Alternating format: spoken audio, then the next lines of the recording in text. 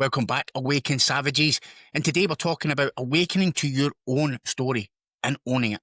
See, if your life feels like a loop, if you keep getting triggered by the same arguments, falling into the same habits, saying, next time I'll be better, just to fall back and repeat the same mistakes over and over again, right?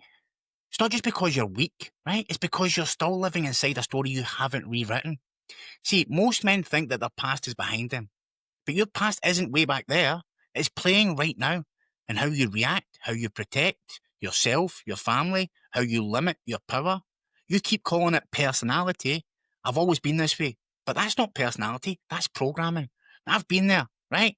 And I said the same shit for years upon years, that I was just bad with emotions, that I would always end up fucking it up anyway, right? But the truth is, that wasn't me, that was trauma.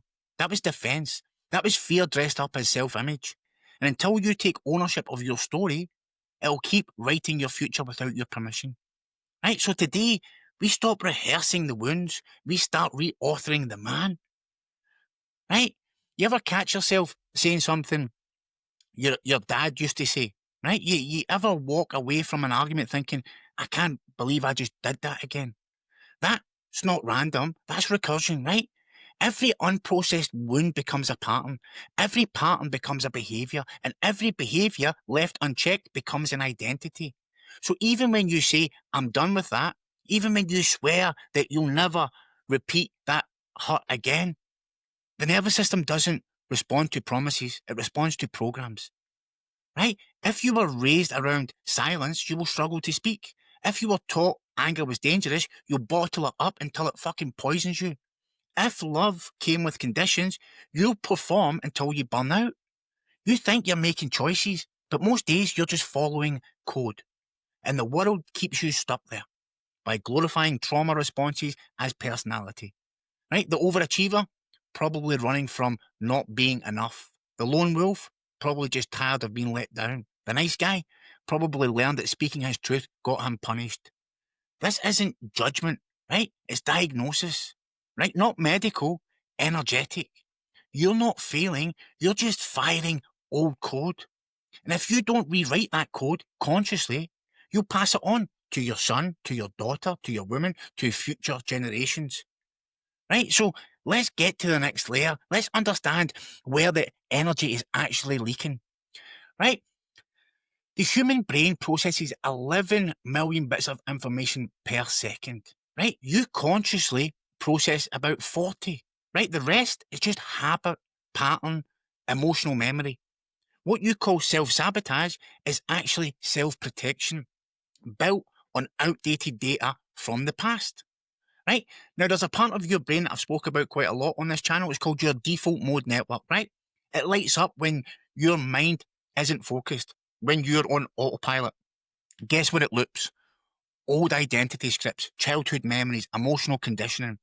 That's when stress hits, you don't respond with your goals, you respond with your past. And see, unless you disrupt that network with deliberate rewiring, you'll stay stuck in the same loop, living out the same story, right? A story that you didn't even write. Okay, because your brain doesn't separate what's true from what's repeated, right? It simply builds stronger pathways around whatever you rehearse. Right? If you grew up thinking, I have to earn love, anger is dangerous, I'm on my own, those beliefs get encoded into your neurobiology. Your body stores them as facts, which means that even at 30, 40, 50, 60, 70 years old, you're still reacting from the survival strategies of a 10-year-old boy. Right? And this is where most men get it wrong. They think they need to fix themselves, but healing isn't fixing. Right? It's realigning with who you actually are beneath all the noise and chaos. Your soul didn't come here to repeat cycles. It came here to rewrite them. Right? And the most dangerous belief a man can carry is that that's just how I am. No.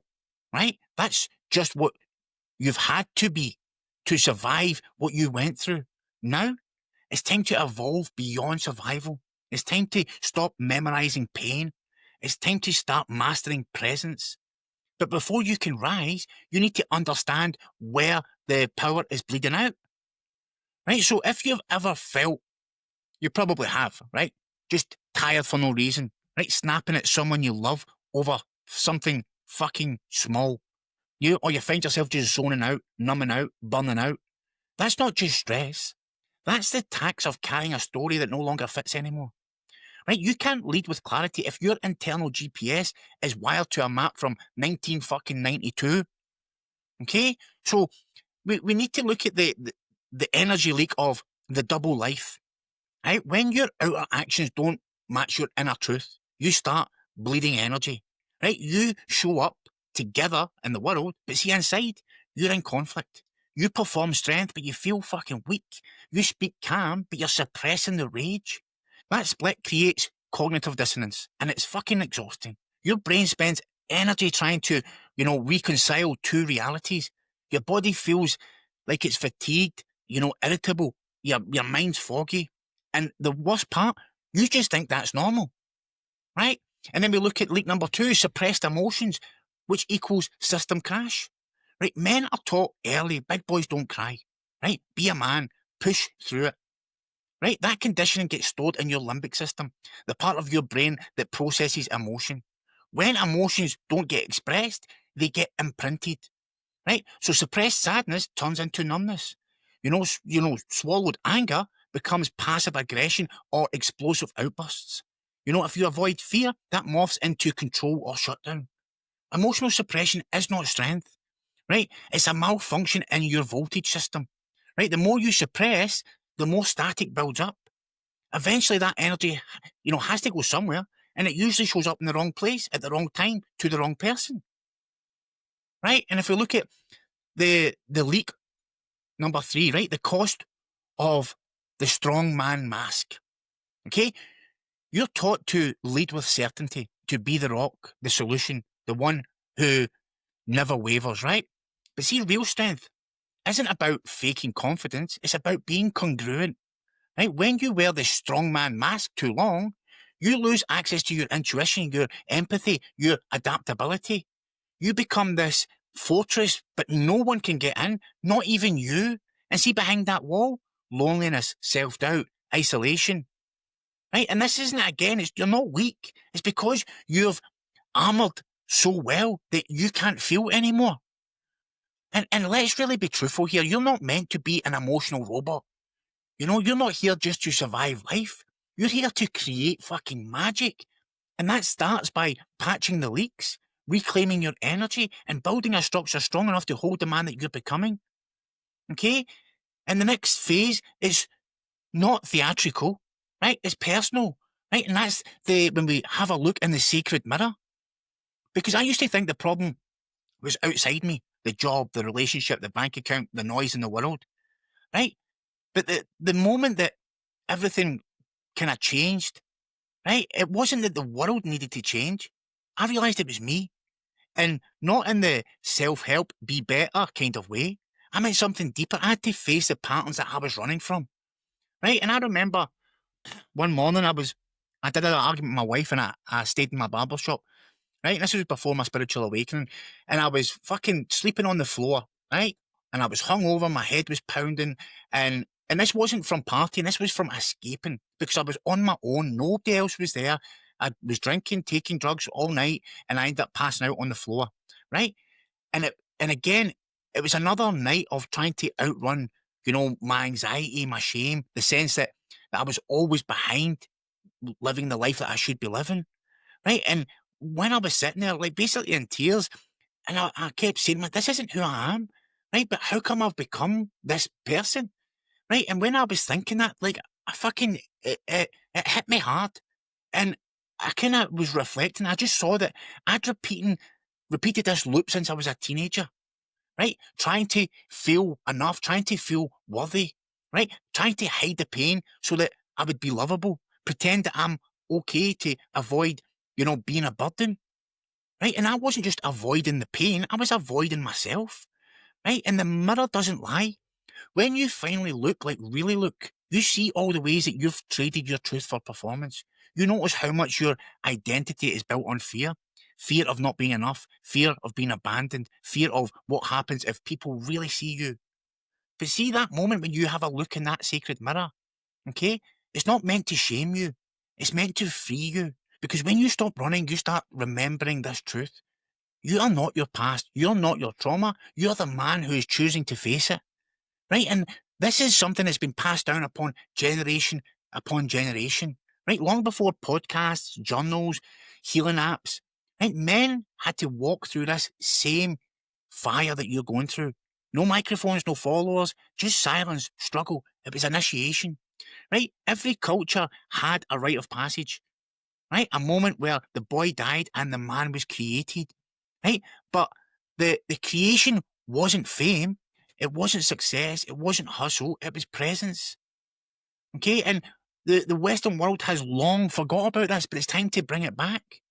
And if you look at, the samurais didn't train for war alone. They trained to sit still in the face of death, right?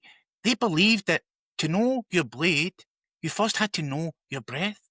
Every strike was a mirror, every cut a choice. And the real enemy was unconscious reaction. And the Taoists, right, they teach the concept of wu wei, effortless action. It's not laziness, it's the ability to act with such alignment. And it looks effortless. But to live like that, you must know your rhythm. You must listen before you move. Modern men, we rush. Ancient men attuned. And if you look at the Stoics, right, Marcus Aurelius said, you have the power over mind, not outside events. Realize this and you will find your strength. The Stoics didn't avoid pain, they studied it. They used daily journaling, not as a trend, but as a spiritual weapon. Right? What did I avoid today? Where did I flinch? What can I face tomorrow with greater courage? They built emotional armor from the internal honesty, not denial. But why does this matter? Right? Because you are a product of all of them.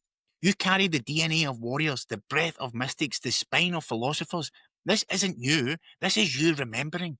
You don't need a new personality. You need presence. And the only way back is through daily, embodied, realigned action.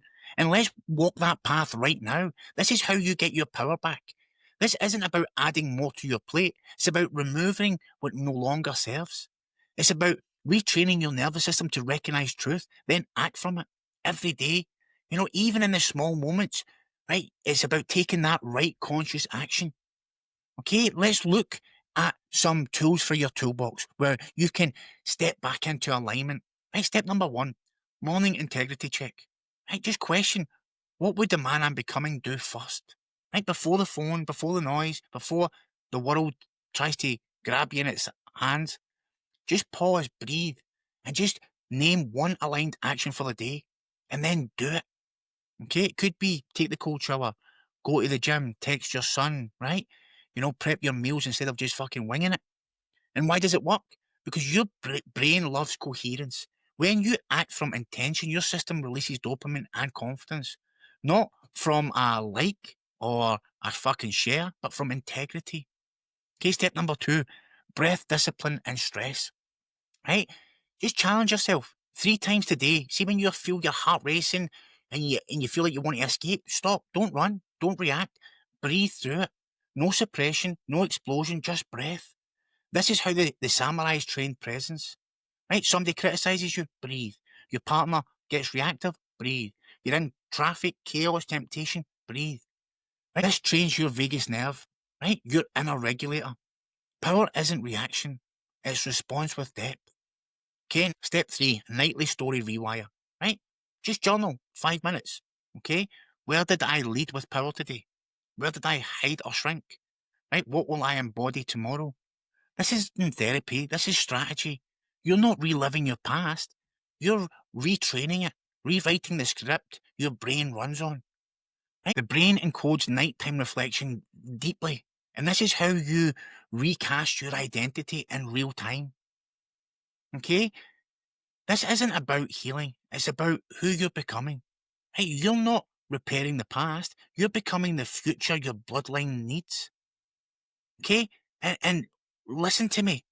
See the work that you're doing. It's not about fixing a broken man.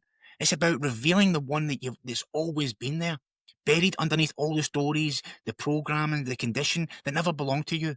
See every breath you've taken in this episode watching it, every insight you've felt landed in your gut was the future self, just talking to you through the static. You're not meant to live as a reaction. You're not meant to outsource your power to titles, trends, approval, likes, fucking validation. You are now the author. And see, every aligned action becomes a line in your legacy. Your son will feel it, right? Not in your advice, but in your energy. Your partner will trust it, not in your promises, but in your consistency. In your field, your presence will become medicine for every single man you fucking meet.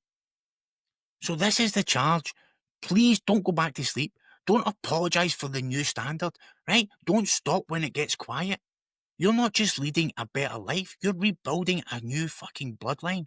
And they'll trace it back to this version of you, the one who stopped performing and started embodying. You don't need more time, you need more truth, right? You don't need permission, you need more presence, right? Seal it, stand tall, speak less, live to your fucking maximum. I just want you to, tonight before you go to bed, right? Look in the mirror and ask yourself, did I move like a man who's already become who I used to need? Right? And if not, adjust that. No shame, no drama, just discipline.